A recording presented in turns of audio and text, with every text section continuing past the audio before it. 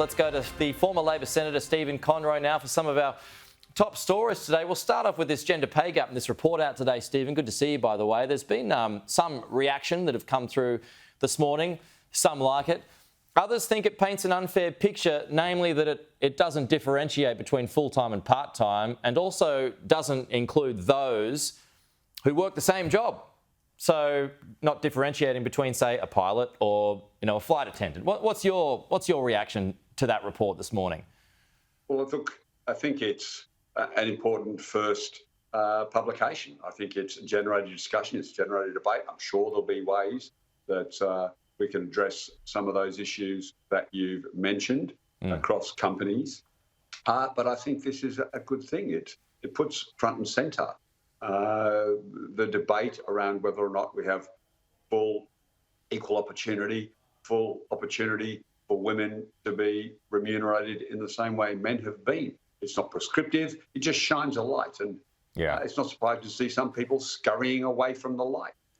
Yeah, I mean, I wonder, though, when you don't have all of the data there, though, is it unfair to name and shame companies in such a public way?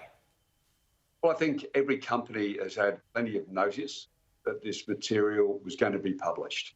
Every company now has 12 months before the next report is published. And they'll be able to examine their internal processes, their internal procedures. They can have a look at things they may not have realised. And so I think we'll see an improvement in the reporting, the categorisation. I think we'll see all of that. But this is a great first step because it just shines a light and says, let's have a discussion. There's no mandatory, you'll pay somebody X or Y depending on the gender.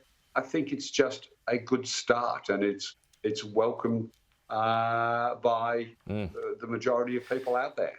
Let's have a look at the by-election this weekend. Stephen, you're going to be part of our team coverage here. Yeah. It's interesting. Both teams are now claiming to be underdog here, and it's interesting language coming from the Prime Minister too, who's talking about 7% swings, which if that were to happen, then that would hand it to the Liberal Party.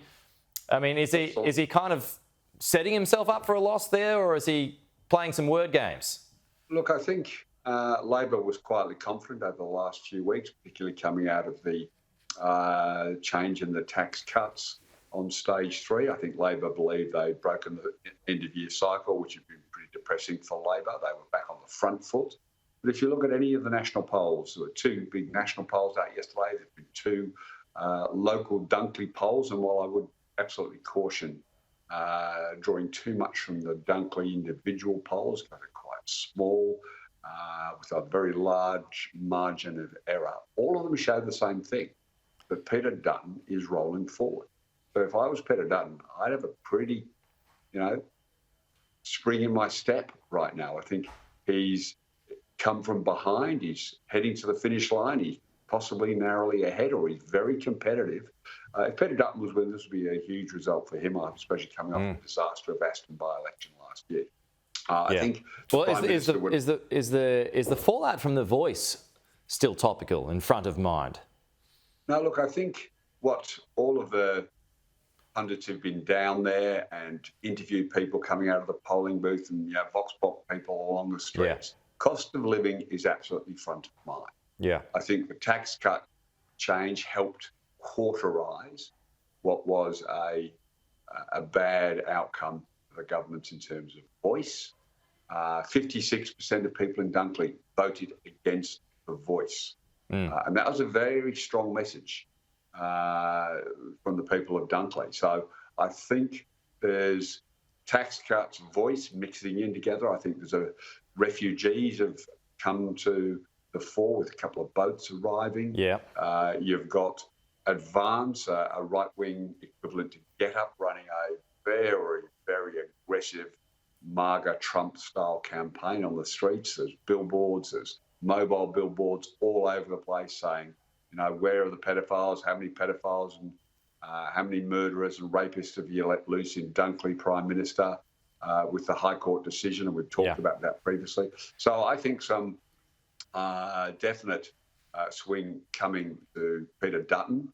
Whether he can get there, probably a little too early to call, but he's certainly coming from behind. And I think I can understand why Albo's positioning himself, saying, hey, it's tough.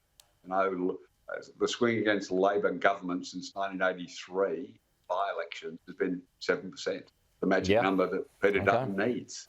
So I think Labor would have been confident a few weeks ago. We'll be getting nervous now. All right, man, that's going to be entertaining, and you'll be helping us with our coverage. Stephen Conroy, good to see you.